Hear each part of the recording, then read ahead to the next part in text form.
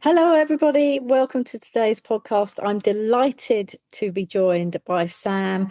Sam, I'm going to let you describe what you do for the listeners because it's fascinating. When you first contacted me, I was like, oh, this is curious. You piqued my curiosity. And then when we had our conversation before you came onto the show, just a fascinating story. So tell us just a little bit about you and what you do. Thank you so much for having me here, and thank you to our listeners. What I do is I help build relationships with your dog so you can have a fun, free time. And that's what I want to spread in this world. I love that. And tell us a little bit about that because I know when I read that, I was like, well, hang on a sec, how's that going to work with humans and our connection? But it does. So tell us a little bit about, let's start with your story, how you ended up getting into this and what happened, and a bit about your background because you've got a fascinating background, Sam. Well, I realized that if we want to be happy, what makes us happy is our relationships to others, right? So, having understood that, having worked with dogs personally, in different situations, different times of the day, and different environments, and they are off leash, so they don't have any way that I can control them.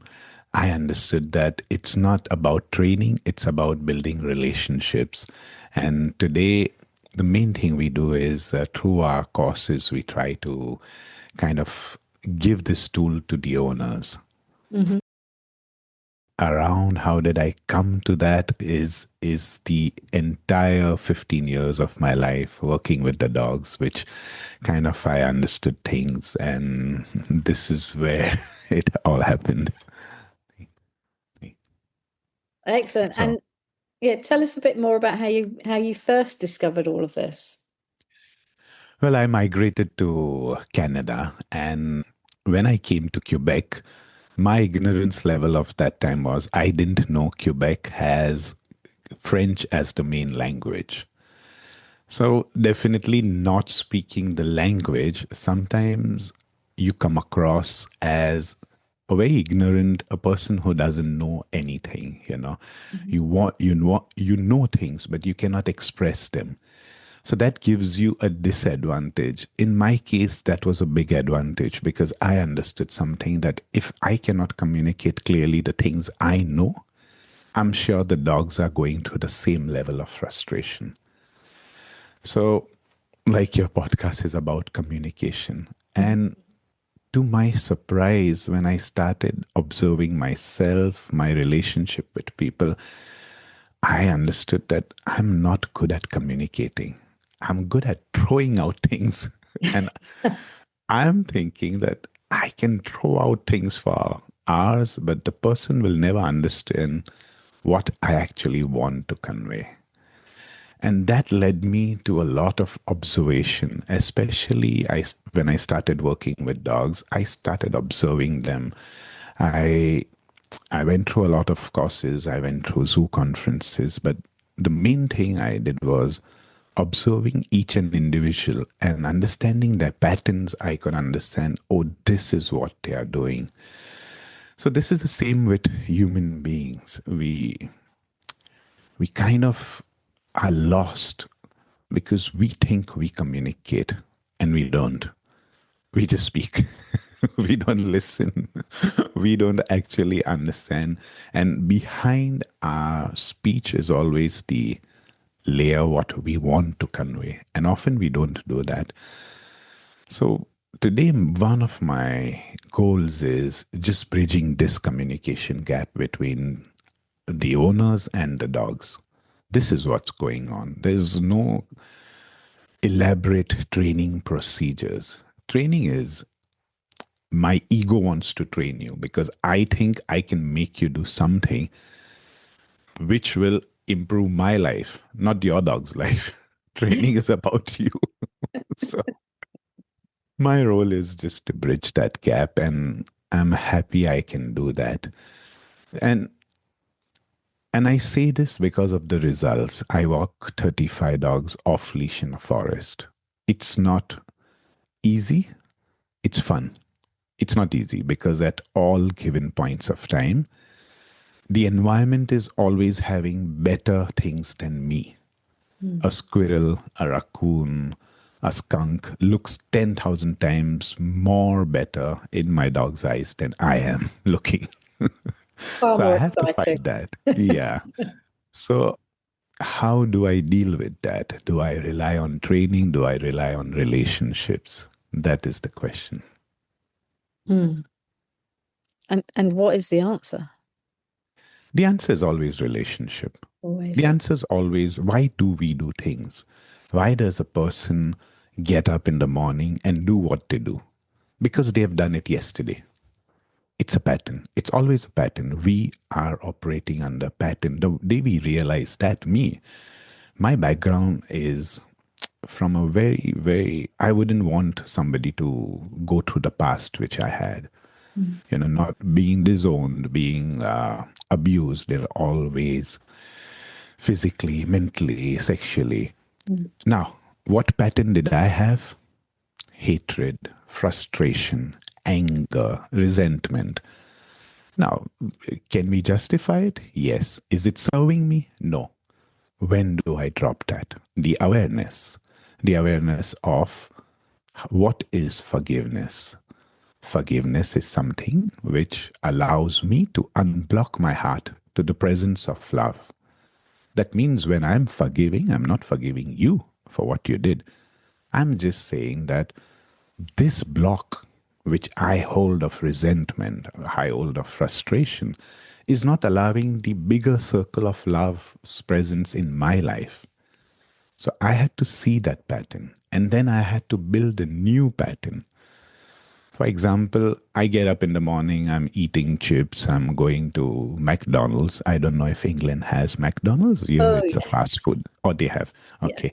So there's a fast food change and I go there every day. Sometimes I'm not even conscious. Most of the things we do are unconscious. They are habit. How do I brush my teeth? I learned it and then I just brush my teeth. How do I wear my clothes? Of course, choosing the clothes is conscious, wearing is unconscious habit. So we just bringing that awareness is one of the things to just change a cycle. And I want to be a happy person. I want to enjoy my life. This is my life. I cannot change what has happened, but definitely my future, I can mold it, I can shape it, I can guide it as I want. And this is the awareness I had, and my life is beautiful. Today I have tears of joy. So many times I'm like, wow, wow, this is happening and this is great. Yeah. That sounds like your life is consciously full of gratitudes on a day-to-day basis. Yes, gratitude is one of the things, but changing a pattern is, let me put it, when I I was born in India in a certain traditional place. Now let's say I was born in China. I would I would follow the religion there. I would speak that language. I would love that food. If I was born in England, I would speak English much better. Mm. and Right. and I would eat their food, do the ways, fall in love with football. Now, yeah. Now, tell me, I was a spiritual being, just came into this world. Everything I'm doing today is a sum of habits I've picked up from my culture. So, Mm. who am I? This is the uncovering of myself. And doesn't mean anything is right or wrong. It just means I'm following a certain way. Now, if I sit quietly, even for 2 minutes, what's going to happen? There's my head is going to give out thoughts. It just keeps talking. My head keeps talking all the time. The question is, am I hearing from my own being, or is it the sum total of everything around me? And that is determining my experience. This happened, this is wrong, this is right. Today we have so many things going on. The world is changing, the new generation wants different things. And there's nothing right, nothing wrong. Who do I want to be? So, this is an important thing to monitor. What is going on in my head? Is it me, or is it a sum total of outside influence coming to me? And one of the things which will determine my experience in life is this awareness. Who is talking, or who is listening? Or can we just observe that voice? Hmm. Yeah. So when do you think you started to become more consciously aware? Because I agree with you, Sam. I think, especially in communication, consciousness is plays a huge part of it. The more we're consciously present with another person, the more we can connect with them, is my belief. So when did you, so you talked about your background, the struggles that you had there. So when did you start to become more consciously aware that you have more choice? I think as a human being, we all have the want or the desire to want more, to expand and express ourselves fully. And when we are not doing that, we'll often have frustrations in life. And the results of life will not be according to what we want from life. So when I had that realization that something's not working, and it's not just one day, it's the whole series of bad relationships, wanting to be with my girlfriend, but I couldn't be. I couldn't be. Because myself, nobody wants to love you when you don't love yourself. That's a fact.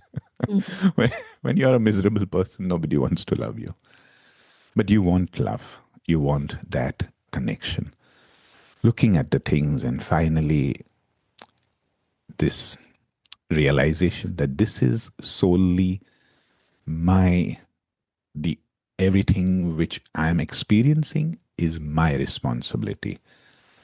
So I said, okay, let me start getting into this. Let me start learning more about me. For sure, it's not easy. I had to go to meditation centers, Vipassana, where you sit alone for 10 days and no talking. Now, this was the first time I realized that I just have one thought and it has 100, maybe a million different kind of aspects to it. But it's the same thought. The thought is about how I am the victim and everything's going wrong in my life. And whichever way you put it, I would put it, the mind is it's such a beautiful con artist. It convinces you that this is the reality. And I saw that after the third day, I was like, oh my God, just forget it. It's what it is. I don't want to be in this loop of what's going wrong in life. Today, I can think of anything. I can think of inventing a plane. I can think of inventing a new train which runs on, I don't know, whatever. Why am I thinking of these things? And that was, no, I'm just tired of this.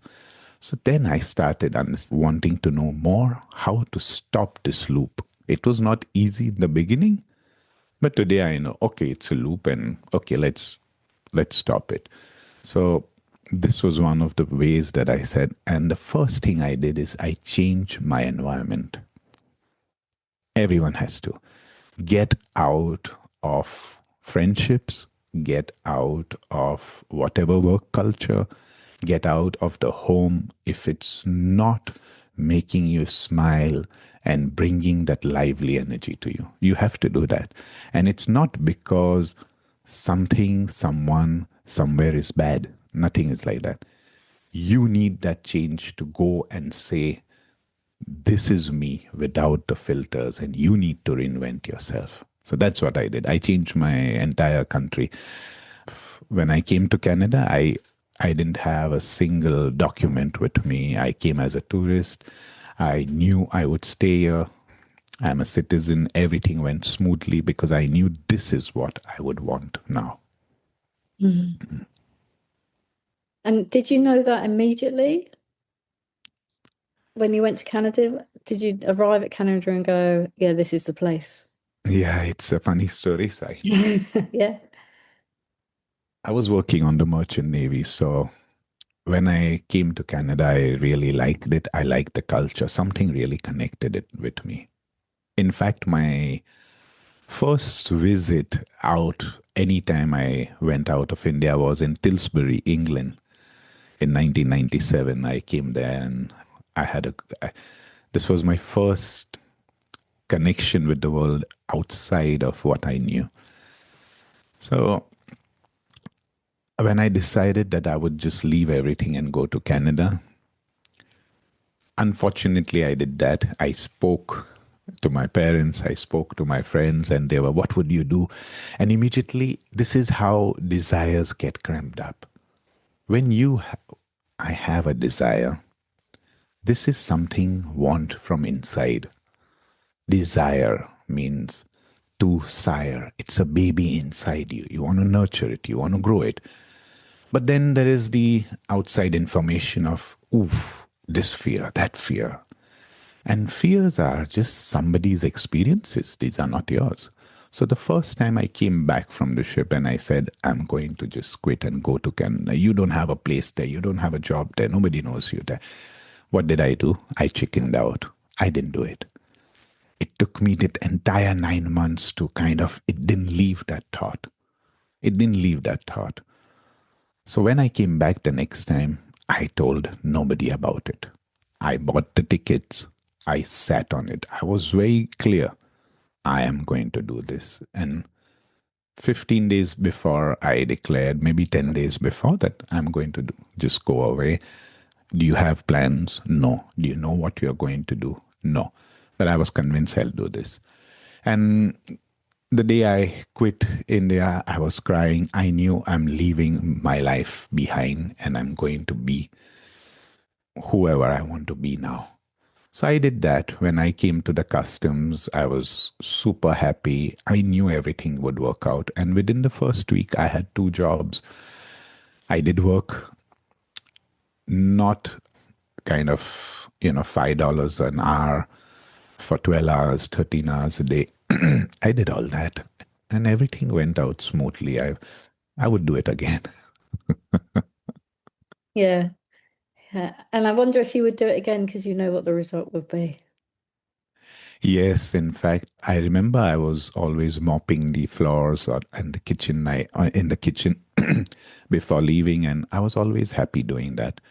And one of my colleagues asked me that, why are you happy mopping floors? And I told him that I know I'm not going to do this forever.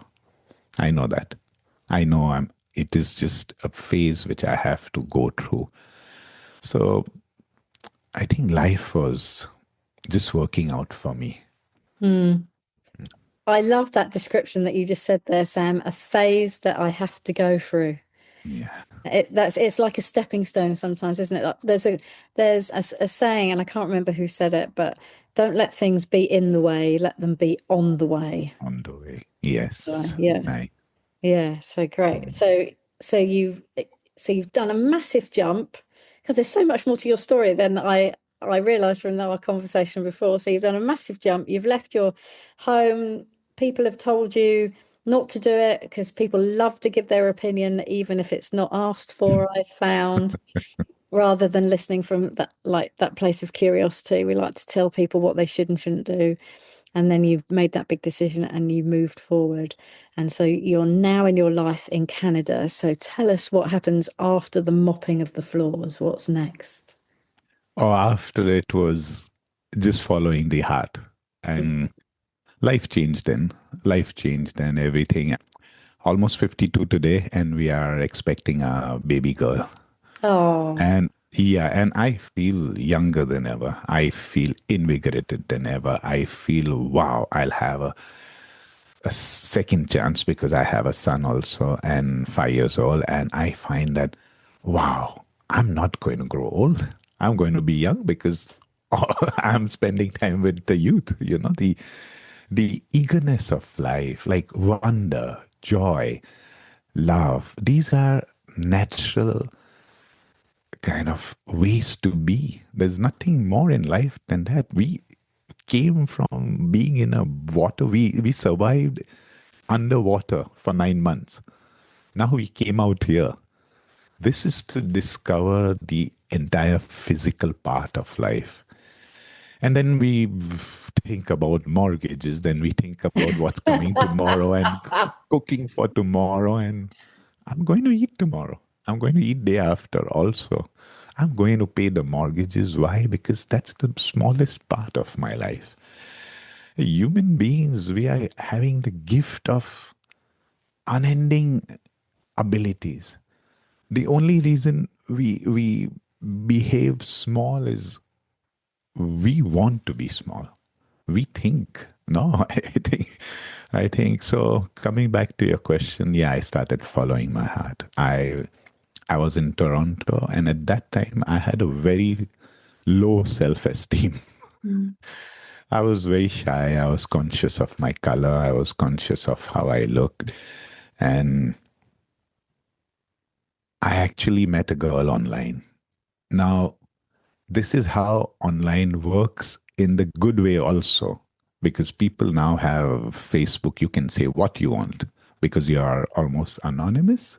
I Mm. wouldn't say the things I have to say face to face, but people say that on the Facebook. So I was on online dating the one of the dating websites, and I met a girl from Quebec, and I was thinking I'll never meet her. So this was the solace I had, because at that time I was a very shy person. If I could avoid going through life without seeing anyone and nobody seeing me, I would have been happy.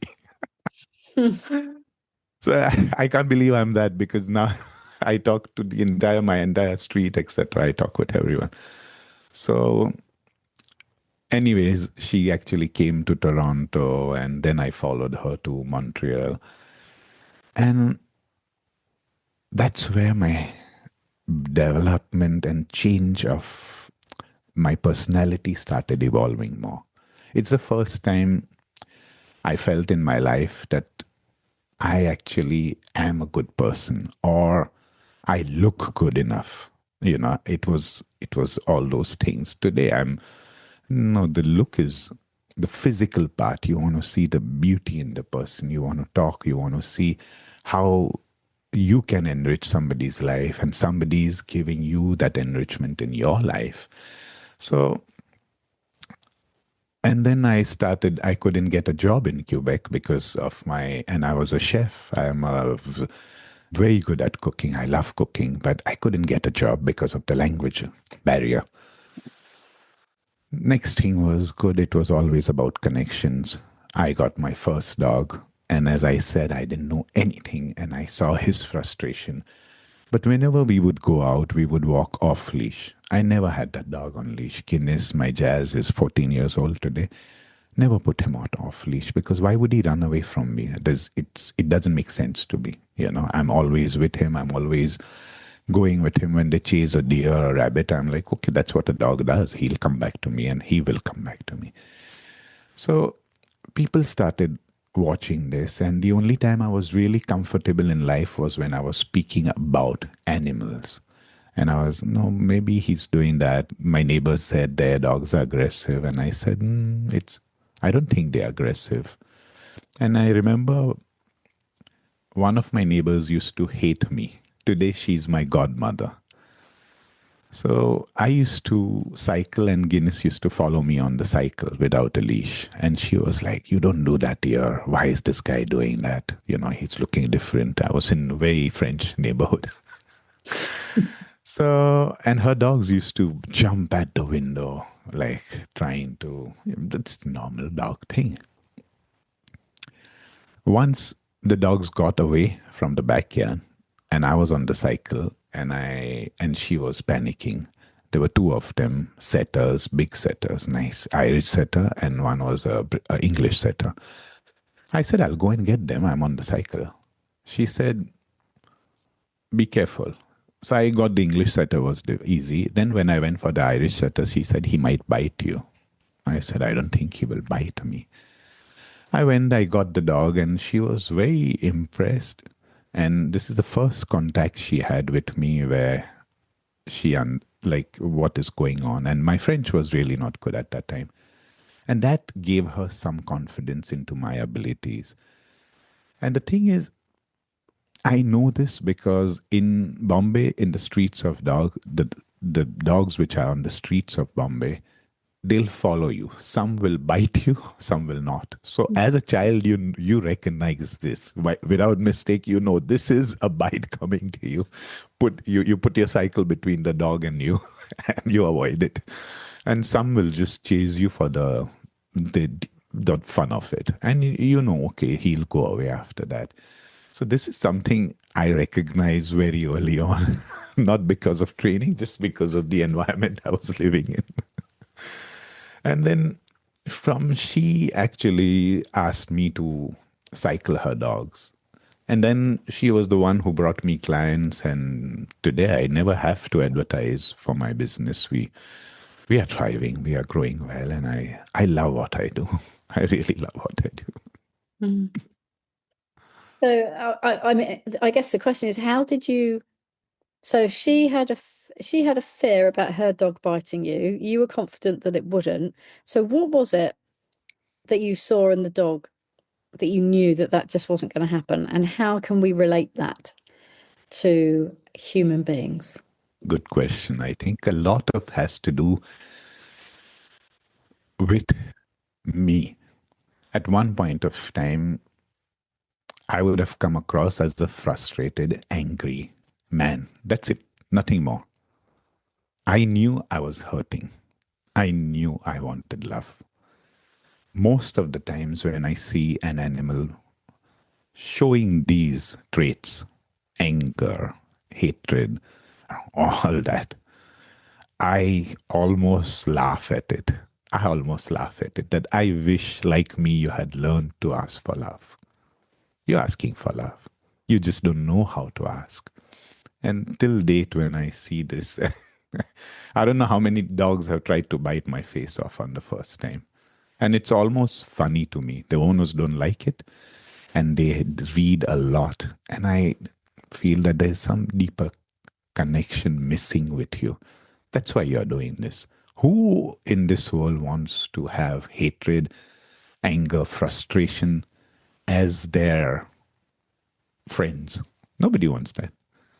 We don't know what to do. We are lost. And same thing, the animals are also, especially our dogs. There's so many things we don't understand them about them. I can never understand a dog fully. I cannot. I'm not a dog. Mm. I can just give them the best of what I think is best for them. We have to see these limitations. I am giving you the best according to my understanding. Like between me and my wife used to come back from work and talk about things not going right at the work. In my man brain, I'm giving her all my advices of what to do. Didn't work out. It really didn't work out. It made things so bad. It was my fault. Till I understand that what she needs is just to be heard. Yeah. Now it's very nice because I say, oh, how are you feeling? What can I do? I cannot do anything. I can ask her what she wants, but she can communicate to me. Animals also communicate, but you have to be present to listening, and you are guessing at best. Mm. Even as a trainer who's working every day with off leash dogs, I know my limitations. So, this is what I see with animals. With those particular dogs, it's just arousal. It's just, as a teenager, we are brash. We like to show off. Nothing wrong with it. This is the energies we have. I used to love, like, if I fall down as a teenager, I used to, oh, wow, that's a bruise. Wow, that's very manly to have a bruise. Today, if I fall down, I'm not so feeling so manly at all. So, This is the brash energy of a teenage dog, and he'll do that. Nothing wrong. It doesn't mean he wants to bite you. It means that he just wants to show off, and that's okay. Does You don't have to read so much, but you understand more and more a dog's language when you're around them. Mm, yeah. And I think the more we are with people that we can't connect with, it's the same, isn't it? Yes, Dogs don't perhaps. understand. Yes, we cannot connect with everyone. The Mm, frequencies doesn't match, and it's best to realize that today. I know that a lot of people, and I choose people in my life. Nothing wrong with that, because of what I want in life. Where am I going? This is the part. Not everybody wants to go to, let's say, I want to go to traveling in Gaspé. It's a beautiful area in Quebec. Not everyone wants to see nature. Not everyone wants to. Some people are going somewhere else. This is to be respectful and mindful. I do not allow people with a certain way of thinking in my life today. I do not allow nothing wrong with them, but this is not what I'm seeking for. yeah, it's lovely. Sam, thank you so much. I'm just going to go for a couple of points that I've Thank noted you. down from our conversation. First of all, you talk about the environment, about surrounding yourself with people who will lift you up rather than pull you down, and that it's okay not to get on with everybody, and that acceptance is fine. It's having the choice and sometimes the courage, I think, to move away from those people and from that environment that's pulling you down. The other thing that I picked up on was when you went on your 10-day meditation and you had that loop of conversation going, that internal dialogue going around in your head, bringing you down, bringing you down. And then 3 days in, you were like, right, that's enough of that. That's enough now. I have to change. So I love that. And then you were just talking there again about, it's okay not to get on with everybody. And I completely agree with you. Sometimes I think we try to force things, and it doesn't matter if that we're not the same as well, we know we're not the same as everybody. And it's just about, okay, I accept that. But we don't have to do it with anything other than kindness and respect. And I think the way you treat probably your dogs with kindness and respect is one of the things that gives you that deeper connection. More importantly, where can people find you, Sam? Where can people find out more about you and what you do with their dogs and how you could help them? Thank you. It's Sam, SAMAYSAM.com. And we are going to have some free gifts for our listeners, especially. And that's our website, samaysam.com. I invite people to join the community because you can ask any question. Doesn't have to be dog related. I love dog related questions, but you can ask questions. You can see there's a lot of free tools we have online. We are on Apple, Spotify, YouTube, giving free sound socialization tools for the dogs. That's very important. And that's you can find me primarily. But most of all, I would ask listeners that give the podcast a great rating. Okay, give the 5 star because I appreciate the work you do. Asking people about their lives, etc. And I hope somebody got something out of this conversation because that's the reason of the podcast. So thank you, Nikki, for that. Sam, thank you so much. I really appreciate it. I really appreciate your time. It's been an absolutely fascinating conversation, and I'm pretty sure, well, I'm going to walk away from this conversation having got something out of it, and I'm pretty sure the listeners will do as well. I will put your website in our notes Thank so you so people much. can find you as well. But Sam, thank you so much for your time and for joining us today. It's been a real privilege and an honor to hear your story. And yeah, good luck in all that you do. I look forward to following your journey. Thank you, Nikki, and thank you to our listeners. Have a good day. Thank you. If you have in any way been affected by today's podcast episode, there are numbers at the end of the transcript which you can contact. We'd like to thank you all for listening. And if you'd like to join our Facebook group, there is also a link to that in the notes that go with this podcast. Have a great day.